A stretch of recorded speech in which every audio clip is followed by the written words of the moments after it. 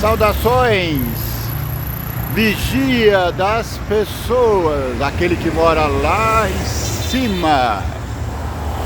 Nós estamos vendo Levítico como você nunca viu.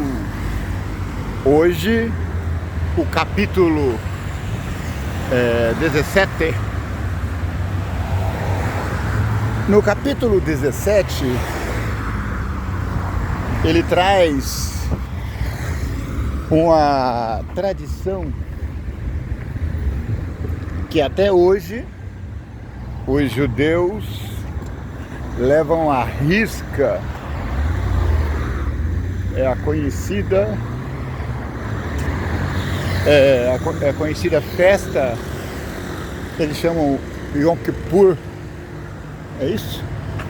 O dia da purificação. Então vamos tentar entender o que seria isso. Muito bem.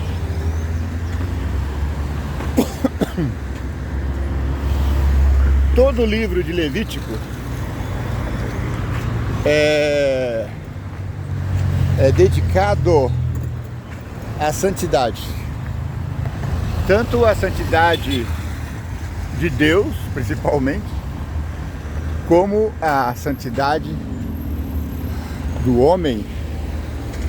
Por que o livro de Levítico recebe esse nome? Porque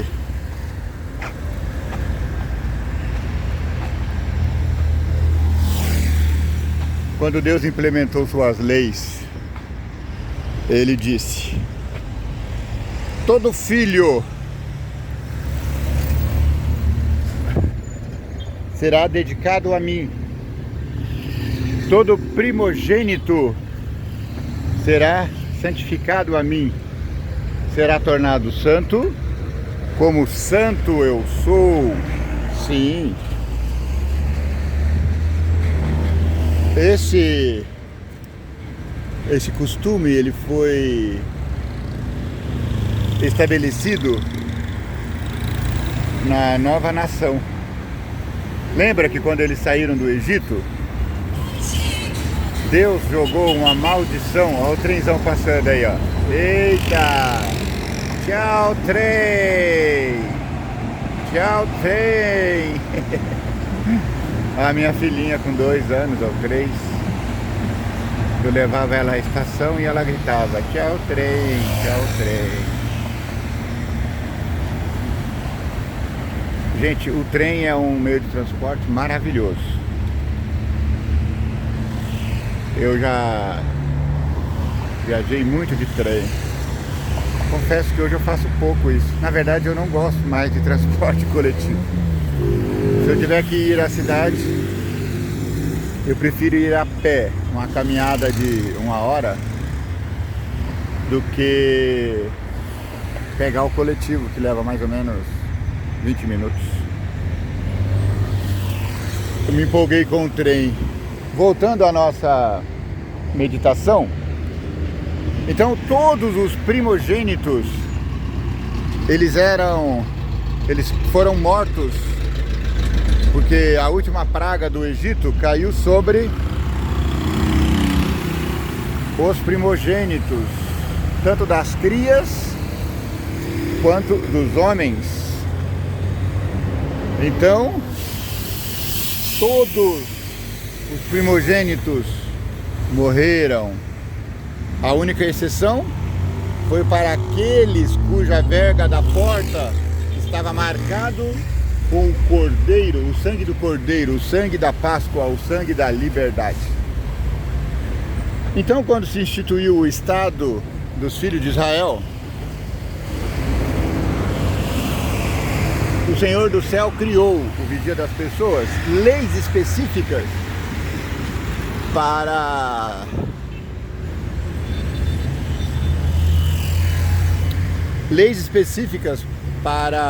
o ordenamento civil e religioso. Então, O livro de Levítico ele fala: sede santos, porque o vosso Deus é santo. Bom dia, cavaleiro. Sede santos, porque o vosso Deus é santo. Ora, um Deus santo escolheu um povo santo, e esse é o povo de Israel.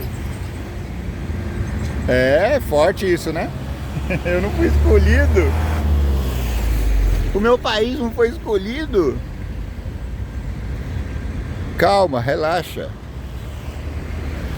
Deus, quando escolheu Israel, não escolheu porque esse era o melhor povo que ele viu na terra. Pelo contrário, quando Deus explicou, ó o trenzão chegando, quando Deus explicou por que escolheu Israel, ele disse: eu escolhi Israel não por ser o melhor povo. Na verdade, Israel era bem ordinário. Era um povo rude. Imagina um povo escravizado. Olha o outro trenzão. Vamos fazer a festa dos trens hoje aqui. Eu acho que a gente merece um like, viu? Mesmo que você não goste do assunto, ou talvez você não entenda, porque é um assunto muito difícil. Mas voltando, por que Deus escolheu Israel? Não porque era o melhor povo. Israel era uma porção de escravizados no Egito. Deus poderia ter feito como prometeu a Moisés: eu vou destruir esse povo, Moisés, e aí eu vou fazer uma nação melhor a partir de você. Deus só não fez porque Moisés falou: não, Senhor, esse é o seu povo que o Senhor tirou do Egito, da terra da servidão. Quando o povo descobrir que o Senhor matou o povo aqui no deserto, que vão falar? O Senhor vai ficar falado. Aí então Deus falou: tá bom, por amor a você, Moisés, eu não vou destruir o povo. Por amor a Moisés e por amor ao seu antepassado Abraão. Na verdade, eu acho até que Deus não estava tensionando trocar de povo. Na verdade, Deus estava testando o coração de Moisés. Moisés foi aprovado, eu não sei se eu seria. Então Deus fala assim: esse povo escravizado, rude, sabe, egipcializado, eles tinham costumes horrendos. Eles adoravam o sol e outros deuses horrorosos. Aliás, como menção, a gente precisa dizer aqui que entre os faraós do Egito, teve um que se rebelou contra essa adoração indiscriminada. Seu nome era Akenaton. Akenaton significa o filho de Atom, porque o seu pai Atom, o faraó Atom, tinha morrido e tinha se tornado sol. E a partir daquele momento, Akenaton, o filho do sol, decretou que a partir de agora todos os egípcios vão adorar apenas um Deus, o sol. Houve uma reviravolta, os sacerdotes se rebelaram, né? No final, o coitado do Akenaton não teve muito sucesso, mas ele tentou. Então, quando a gente fala Egito, Babilônia, nós estamos falando isso como significado de pecado, mas não é contra os nossos amigos egípcios ou iraquianos, porque a Babilônia hoje, se ela fosse reconstruída, seria lá na região do Iraque. Deus, Ele ama o ser humano como ser humano. Deus nos ama como gente. Não importa quão ordinários sejamos, Deus nos ama integralmente. Então, quando a gente se deparar com algumas coisas que pode parecer desamor, eu peço que você reconsidere. Vamos entender o livro de Levítico em seu contexto original. Então Deus separou os primogênitos para ele. Das crias dos animais, Deus ordenou que fossem mortos em sacrifício, mortos em oferta a Deus. Mas como Deus não é homicida, ele disse: não, os humanos não precisarão morrer. Então eu não vou querer os primogênitos de seus filhos. Faz o seguinte: quando nascer o seu primogênito, você vai me oferecer um cordeiro no lugar dele. E mais tarde, Deus falou assim: ao invés do povo oferecer o seu primogênito através do cordeiro, eu vou fazer diferente. Eu vou escolher uma tribo dos filhos de Israel, e essa tribo toda será dedicada a mim. E Deus escolheu, por fidelidade, a tribo de Levi. É por isso que os levitas hoje, eles são um povo consagrado a Deus. Tem até uma religião aí que chama os levitas de... Aliás, chama os diáconos, os servidores da igreja, de levitas. Eu acho interessante. A ideia é essa mesmo. É um grupo separado para a obra sagrada. Então, quando Deus disse: eu não quero um animal com defeito, Ele está dizendo que Ele não quer animal com defeito para a obra sagrada.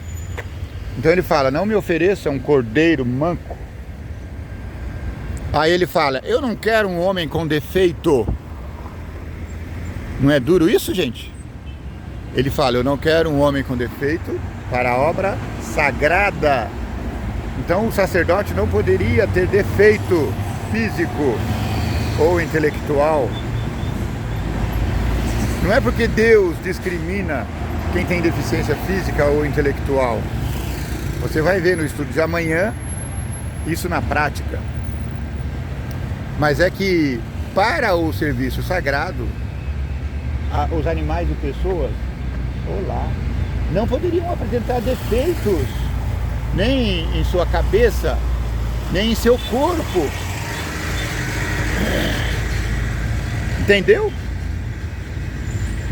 É só nesse sentido que os servidores de Deus não podem ter defeito. Na verdade,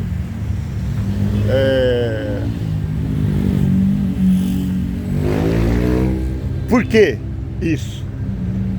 Porque na verdade o sacerdote, o cordeiro, eles são tipos. Sim. E como tipos, na verdade, ao contrário, eles são antítipos. E como antítipos, eles precisavam ser como o tipo. Então, o antítipo simboliza o tipo. O antítipo é o sacerdote, é o cordeiro oferecido, cujo tipo é Cristo. Por isso o sacerdote não poderia ter defeito. Por isso o cordeiro não poderia ter defeito. Você está entendendo agora? Então, para a obra de dedicação ao templo, os sacerdotes não poderiam ter defeitos, não poderiam ter os testículos quebrados, esmagados. E não poderia ter defeitos físicos. Mas isso não significa discriminação. E só separação. A palavra santificar quer dizer separar. Então Deus pediu que se separasse um tipo de gente Todos deveriam ser descendentes de Arão. Muito bem. A introdução está maior do que do que o trecho, o tema em si.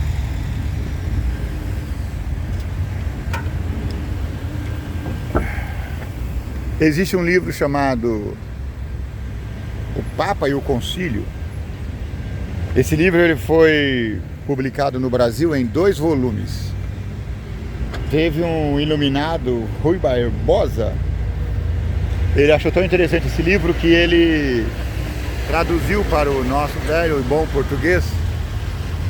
Só que ele, ao traduzir, ele fez uma introdução. A introdução ficou tão grande que ele colocou a introdução no primeiro volume e o livro propriamente dito no segundo volume. Então procure aí nas bancas, não, ele deve estar no sebo, talvez no Amazon você encontre. O Papa e o Concílio, parece. Então eu fiz essa grande introdução para falar sobre o capítulo 17 de Levítico, o dia da expiação. Os levitas, os israelitas, os filhos de Israel, eles tinham várias festas anuais, das quais as mais importantes eram a Páscoa, a festa das primícias e a festa do dia da expiação, que os judeus chamam até hoje como o Yom Kippur, o dia do perdão. Então nós vamos tentar hoje explicar assim resumidamente, ou de forma bem simples, como simples eu sou. Olha o trem passando de novo. Acho que eu vou mudar o nome do canal, Trem Bom. Opa, não seria interessante? Talvez eu faça isso. Talvez eu crie um canal com esse nome só para falar dos transportes coletivos, que é uma área de interesse para mim. Então, eram as festas anuais: Páscoa, a primícias e o dia da expiação. Na verdade, as festas anuais eram 7. Não vou lembrar de todas agora, mas tem as das barracas, as das trombetas e barracas, trombetas, pães asmos. Já foram 6, faltou um, eu não lembro agora. Então eram essas as festas. E o ano encerrava com essa festa da expiação, o dia do perdão. Mas o que quer dizer isso? Olha como são as nossas calçadas aqui, ó, horrendas. Você quase morre para passar nelas. Não parou? Vamos ver quem vai parar. Eles não param. Eles não são educados igual nossos pais. Olha, eu vou ter que passar. Olha, esse parou. Parou? Obrigado. Ele parou, que legal, né? Então, aí o capítulo 17 do Levítico, ele introduz o assunto assim: depois que os filhos de Arão morreram no tabernáculo, oferecendo fogo estranho, e depois desse fato, o Senhor do céu falou ao Arão, o sumo sacerdote: olha, para que não aconteça mais isso, para que as pessoas não morram displicentemente como morreram seus filhos, para que isso não aconteça, eu vou colocar aqui regras específicas sobre a frequência no templo. A partir de agora você só vai poder entrar no templo, especificamente na parte sagrada do templo, apenas uma vez anualmente. E isso vai ser chamado o dia da expiação. Você entende? Você está entendendo? E essa festa acontecia no final do ano. E no dia da expiação existia todo um ritual. Todo o povo do acampamento precisava se purificar, fazer jejuns, manter a abstinência.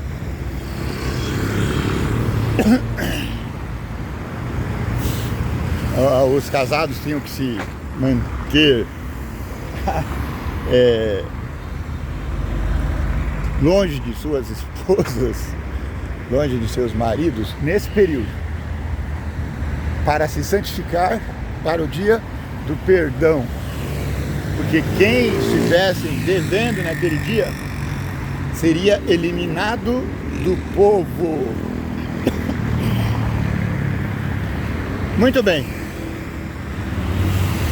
Então Deus começa dando a ordenança como que deveria ser. O povo deverá se apresentar diante de Deus na tenda tabernáculo com o cordeiro,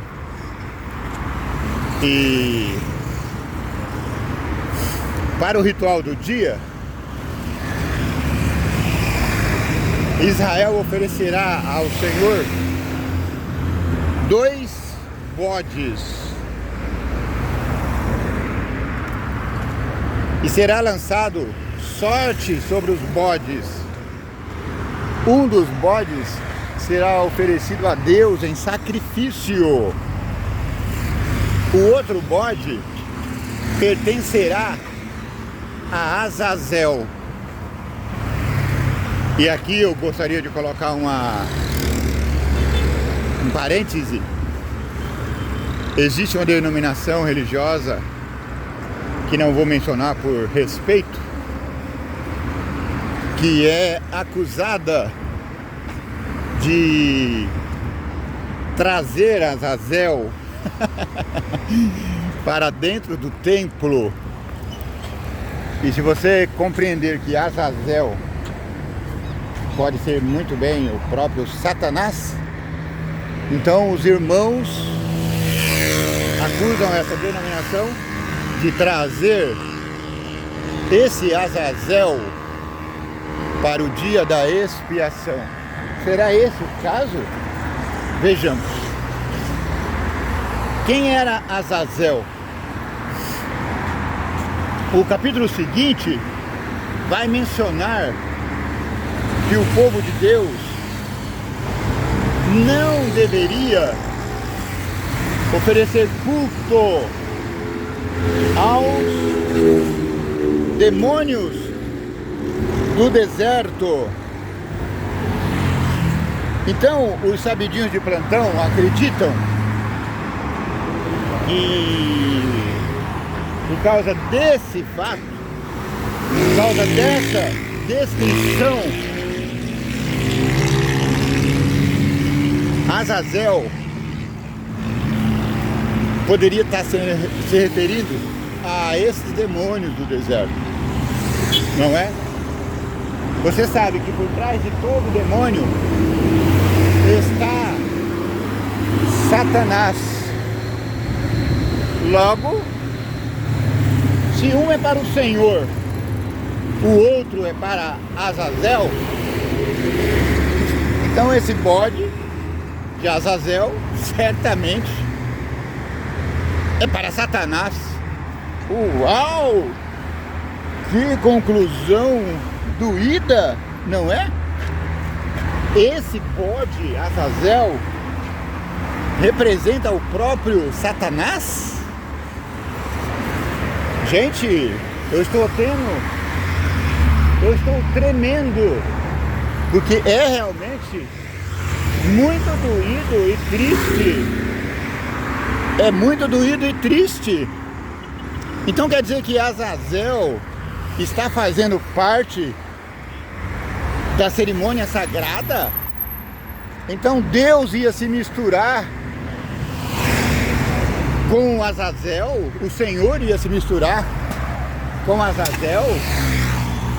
Existe alguma coisa profana no santo? Não tem aquela imagem que mostra um desenho preto com a pinta branca? Ou um desenho branco com a pinta preta? Dizendo: o mal está contido no bem, o bem está contido no mal. Esse é um pensamento diabólico. Então como é que nós vamos resolver isso? Lendo 1000 vezes Levítico. Falar aos irmãozinhos aí que estão fazendo essa crítica. Leia Levítico 17 e você vai ver que Satanás está representado no ritual do santuário. Mas ele não está fazendo parte da expiação, porque o bode oferecido em sacrifício foi o bode cuja sorte caiu para o Senhor, para Deus, o vigia das pessoas. Você entende?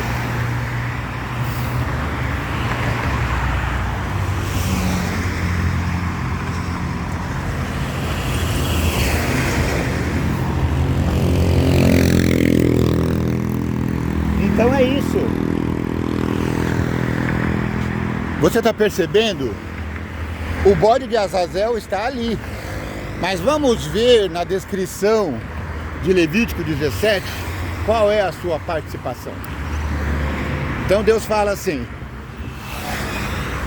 o bode cuja sorte caiu para Deus será sacrificado e seu sangue aspergirá o santuário. O bode cuja sorte saiu para Azazel continua vivo enquanto acontece a cerimônia da expiação. E Deus fala: antes de oferecer para Deus, o sacerdote Arão deve oferecer por si o sacrifício e por sua família, para que o pecado não entre na tenda tabernáculo. Você está entendendo? Então o sacerdote fazia sacrifício por si e depois sacrificava o bode cuja sorte caiu para o Senhor, e ele aspergia o chifre do altar com esse sangue. E era sacrificado o animal, era queimado, e o sangue era aspergido nas cortinas do templo.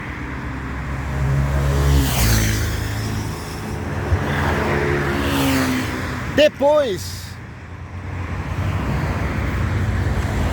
desse ritual,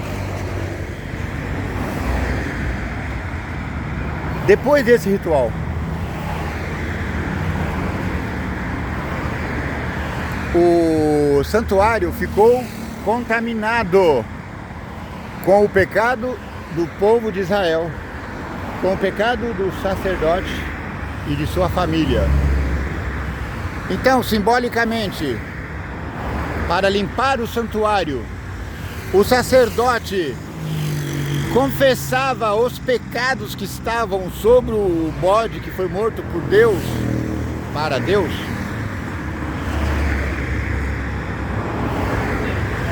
Ele aí retirava do santuário e confessava esses mesmos pecados sobre o bode cuja sorte caiu para Azazel. E esse bode Azazel, para Azazel, que não participou do ritual, agora é enviado ao deserto com todos os pecados dos santos que foram confessados. Você está entendendo? Agora esse bode para Azazel, com todos os pecados dos inocentes,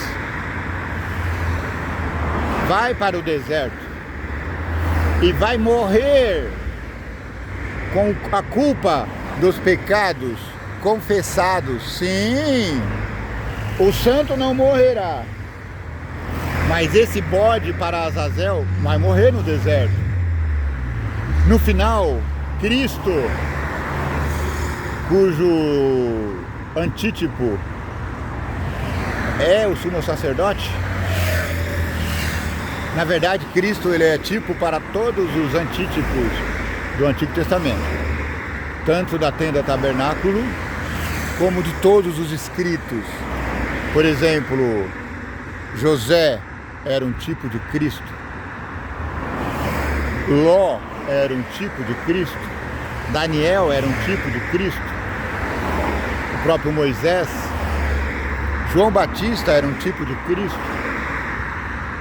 e aí vai, era um antítipo, né? E o tipo é Cristo.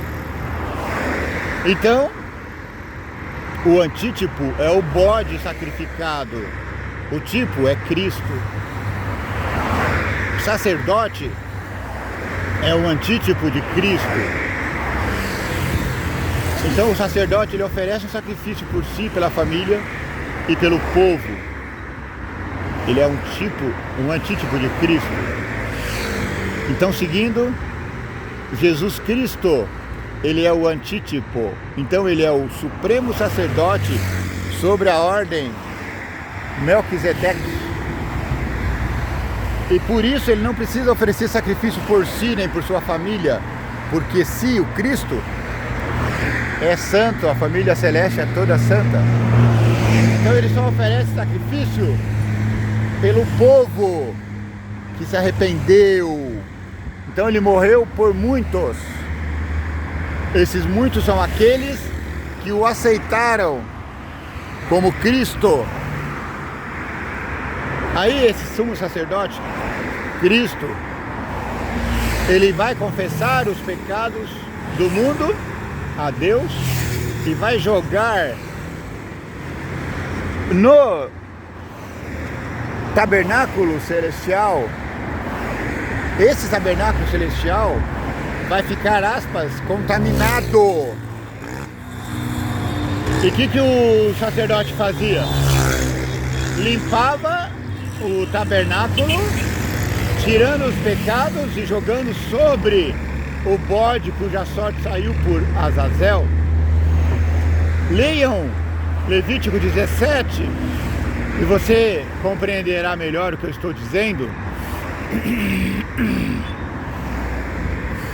Então Cristo, o sumo sacerdote, pela ordem Melquisedeque, ele vai confessar os pecados de todo mundo convertido. E ele vai pegar esses pecados e tirar do santuário para limpar o santuário, tipicamente, e vai jogar esses pecados sobre o bode Azazel. Então quem é o bode Azazel? O bode Azazel é um antítipo cujo tipo é Satanás.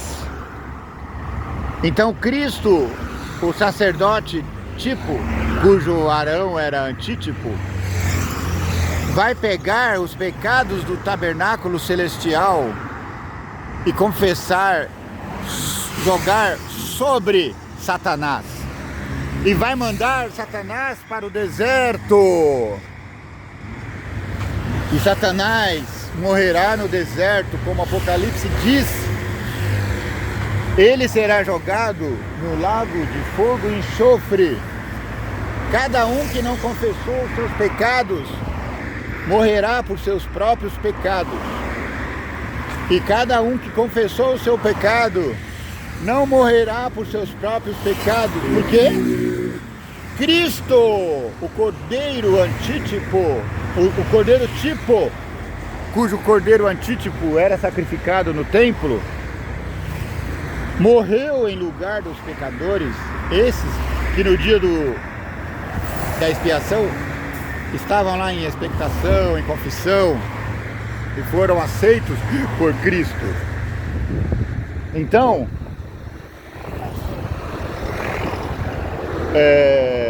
o sacerdote tipo, que é Cristo, vai tirar os pecados que caiu sobre suas costas e transferir para o santuário. Ele já fez isso.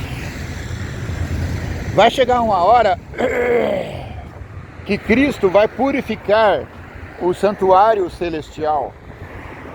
Então ele vai pegar os pecados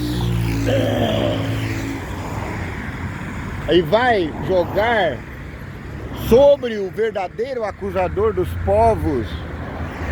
Então, esse bode Azazel, antítipo, vai conhecer o tipo, que é o bode Satanás. Então, com o peso de todos os pecados que ele causou, com o peso de todos os sofrimentos que ele causou, ele vai para o deserto. Ele vai ficar preso por 1000 anos e depois será destruído e nunca mais se terá notícia de pecado nem pecadores. Você está entendendo? Você entendeu o que nós estamos dizendo? Pecados e pecadores serão extirpados para sempre. Só ficará na memória dos povos santos e no corpo do sacrifício antítipo, que era o bode, ficará no corpo tipo, que é Cristo. Então Cristo vai ostentar para sempre as marcas da cruz como lembrança do pecado, e nós no céu, eu e você e eu, não teremos mais vontade de pecar como temos hoje.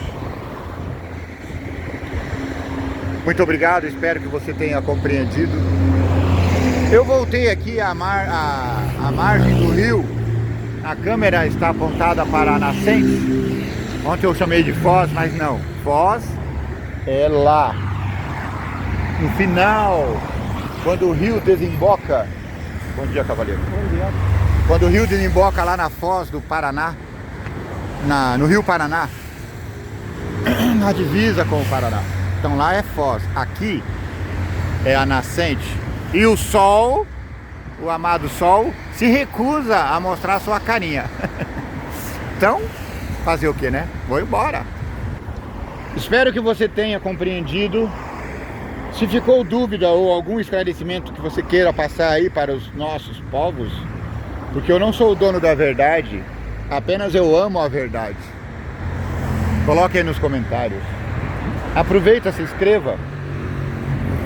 Aproveita, dê seu like, compartilha. O canal Vigia das Pessoas se orgulha de ter você como nosso inscrito. Muito obrigado. E o Vigia das Pessoas te abençoe, te guarde. Que o Vigia das Pessoas faça resplandecer o teu rosto sobre ti. Que o Vigia das Pessoas tenha misericórdia de ti. Que o Vigia das Pessoas te dê paz. O Vigia das Pessoas é aquele que mora lá em cima, tá vendo? O canal Vigia das Pessoas agradece a sua compreensão. Saudações. Opa! Olha o motoqueiro e as bicicletas passando ali na pista. Só para lembrar, existe aqui uma bike-via. Então eles não deveriam ficar passando na avenida, porque a avenida é muito perigosa. Agora eu vou embora, vou trabalhar. Amanhã eu volto para o capítulo 18 de Levítico espero que o sol apareça, porque eu quero mostrar o sol nascendo aqui, mas ele nunca aparece. Bom dia, moça.